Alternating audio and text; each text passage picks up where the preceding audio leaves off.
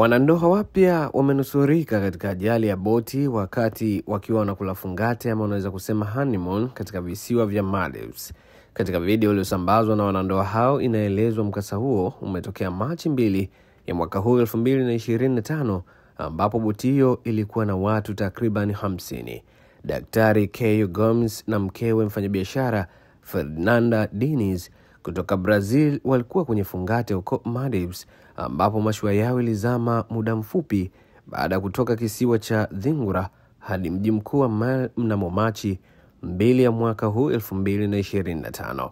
Wakizungumza na vyombo vya habari vya Brazil, wanandoa hao walisema ilibidi watumie jaketi moja la kujiokoa hadi walipookolewa, huku kukiwa na picha za kuhuzunisha zikiwaonyesha kwenye maji yenye kina kirefu wakisubiri kuokolewa. Gomes alisema kuwa hakuna aliyejeruhiwa, lakini majaribu hayo yaliwapa kiwewe. Alisema hakuna mtu aliyejeruhiwa, hakukuwa na majeraha, hakuna mikwaruzo, hakuna chochote, lakini tu kiwewe cha kisaikolojia kwa sababu ilikuwa ni pigo kubwa kwetu. Daktari huyo alisema walikuwa kisafiri kwa takribani mwendo wa dakika 40 baada ya kuondoka kwenye kisiwa kimojawapo ambapo mashua hiyo ilipigwa na wimbi kubwa mno. Katika nukuu yake alisema, tulipopiga wimbi hilo, wimbi kubwa sana lilikuja kwenye mashua, lakini halikutuzamisha mara moja. Baada ya hapo, tuliendelea kusafiri kwa meli ama mashua kwa mwendo wa takribani dakika 20, lakini mashua polepole ilianza kuegemea upande wa kulia ilipokuwa ikisafiri. Kwa hiyo, nadhani kilichotokea ni kwamba mashua ilipiga wimbi kwa nguvu na kitu kikavunjika kwenye mfereji wa mashua na maji kuingia kwenye chumba hicho. Gomes alisema kwamba hawakuambiwa kwamba walikuwa wakizama, bali waliambiwa tu wavae jacket na kuokoa maisha na kuruka majini. Gomes alisema kutoka kwenye boti kulikuwa kwa amani kabisa. Hakuna aliyekuwa na hofu sana na hakuna aliyeumia. Lakini alisema kwamba mara tu walipoingia ndani ya maji, makoti yake na ya mkewe hayakuongezeka na haikuwezekana kujazwa hewa. Alisema tulipotoka kwenye mashua tulianza kuogelea na tukapata koti la kujiokoa lililo huru. Tulifanikiwa kushikilia lile koti la kuokoa maisha yetu na kuelekea juu yake na likatuinua sote.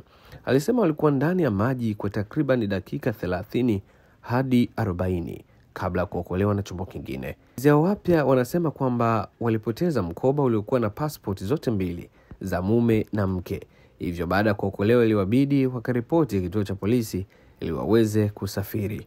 Video zingine za kusikitisha za ajali hiyo zinaonyesha jinsi watalii waliojawa na hofu walivyopiga mayowe huku wakiwa wamejazana pembezoni mwa mashua ambayo ilikuwa ikizama. Gao ambaye ni abiria mwenye umri wa miaka 27 alisema hali ya maji ilikuwa mbaya sana asubuhi hiyo. Wengine walianza kuruka juu ya maji wakihofia kwamba wasingeweza kupata msaada ama kuonekana kwa chombo kile ambacho kilikuwa kinaenda kuwaokoa. Kila mtu alikuwa na hofu sana, hasa baadhi ya watalii wa kigeni kwa sababu nahodha hakutoa maelekezo yoyote yale.